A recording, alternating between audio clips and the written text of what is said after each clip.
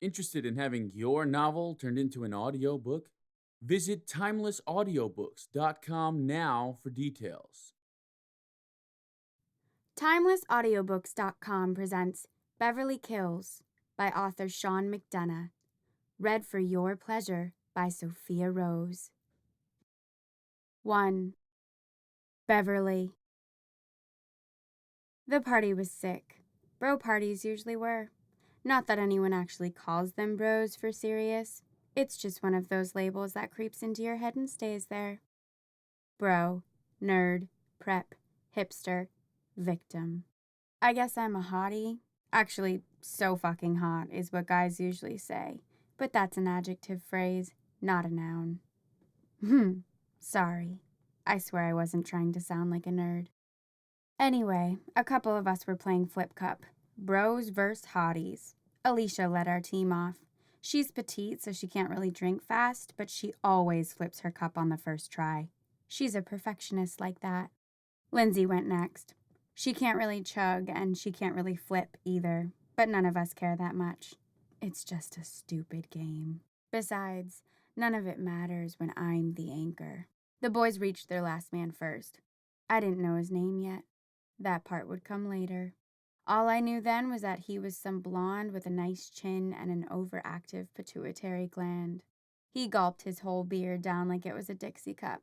Too bad for his coordination. It obviously wasn't his first Dixie cup of the night. He was so drunk he could barely make himself stand upright. Never mind flip his cup over before it was my turn to start drinking. When the chain reached me, I burned him. I downed my own beer in a single gulp, flipped my cup on the first try with one hand, and flipped him off with the other one. Everyone got a kick out of that. Alicia and Lindsay cheered and jumped all over me in a big group hug.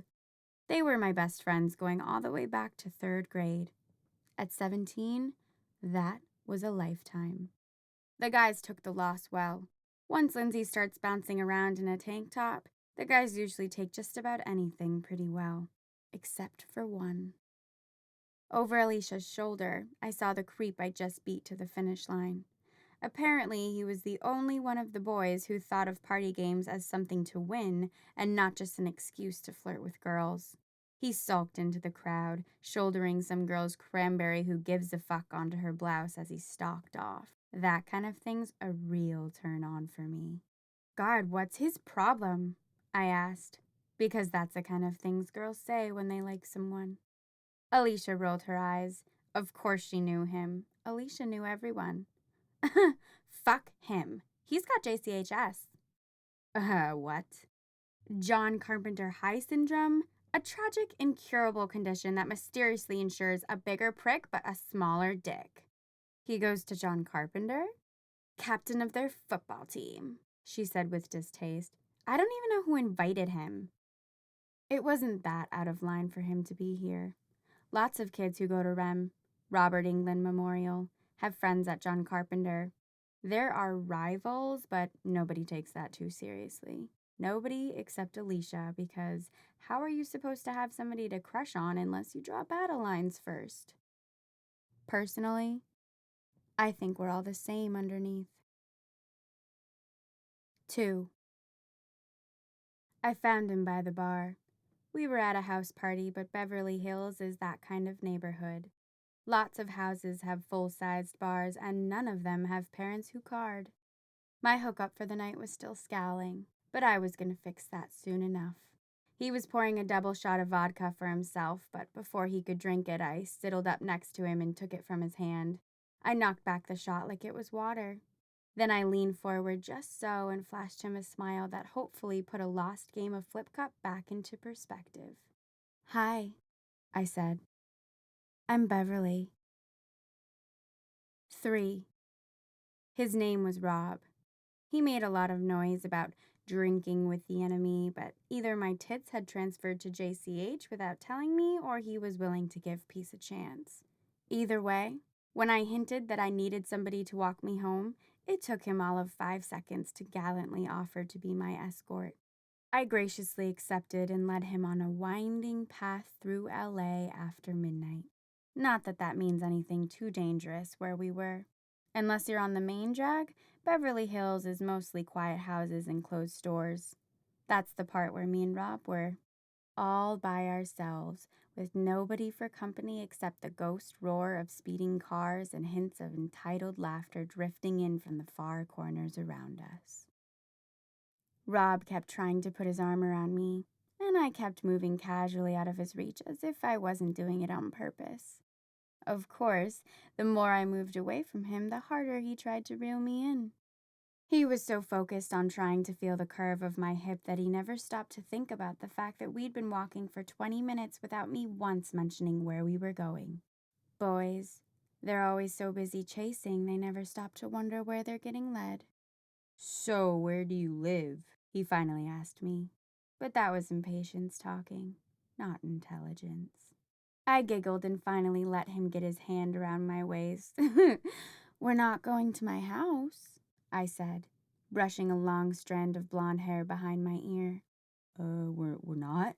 I'd laughed, so obviously he felt like he had to smile, but this was clearly too much for his one-track mind to process. "No," I said. I turned his gaze to the Baja Burger Hut we were walking past. On the other side of the tall iron fence, there was an outdoor eating area with a few plastic tables ringed around the play place. 2 stories of plastic tubing with a slide and a ball pit in the middle. "We're going in there." "In there?" he echoed. I don't know if that's..." I kissed him, curled my fingernails into his hair, pressed my breasts against his chest, let my tongue slide around his, pulled away before he could appreciate any of it. "Catch me if you can," I said. Before he could respond, I leapt up, grabbed the curb top of the fence, and hauled myself over with easy grace. I knew Rob was watching, but I was wearing a skirt. I'm sure my grace was the last thing he was appreciating. I landed with the same agile ease and sprinted for the entrance to the play place. I could hear Rob calling out behind me. "Hey, wait up!" He was huffing and puffing, struggling over the fence with much less ease than I did. I heard an "oh!" probably one of the iron points jabbing him in the thigh. I didn't stop. I reached the plastic entry tunnel and crawled inside. I was gone from sight in seconds, but I wasn't worried about him not being able to follow me. I left my skirt for him to find on the steps. I was well into the plastic labyrinth before I heard his breathy, childish, "Oh, fuck," as he found my skirt and grasped the implications of it no longer being on my body. I heard him come clamoring in after me. "Beverly?" His drunken bellow echoed through the network of tubes. "You better not be waiting for me to count to 10. I didn't answer, but I left my tank top down the right-hand side of a T-junction so he'd know which way I turned. I could hear him clearly, hands and knees thundering against the plastic, propelling himself through the plastic channel as fast as the blood was undoubtedly pumping in his hard-on. I left my lacy black bra for him next. I could tell when he found it because the beat of his hands and knees against the hollow tube got even faster. I was waiting for him in the ball pit. It wasn't an easy fit. I've grown since the last time I'd been in one of these, but I managed to submerge myself up to my neck in the plastic sea. When Rob finally entered, drunkenness and over-eagerness made him clumsy. He stumbled face first into the pit. I watched him grope for the mesh net wall like a drowning man and slowly haul himself back up to his feet. While he clung to the netting, waiting for his head to stop spinning, I rose from the ball pit. I stood in the orange glow of the streetlights, more erotic than anything he'd ever seen online after his parents went to bed. I was naked except for a black thong. My nipples were already hard in anticipation of what was coming next. "Robert," I called demurely. He looked up. I don't think his head ever stopped spinning.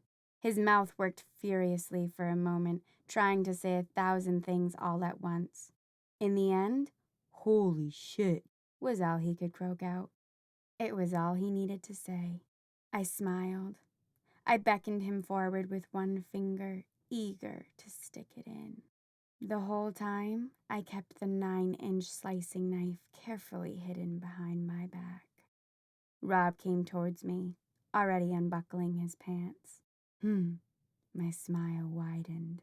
When he was close enough, I buried the knife up to its handle in his stomach. He gasped once. I pressed my body tight against his.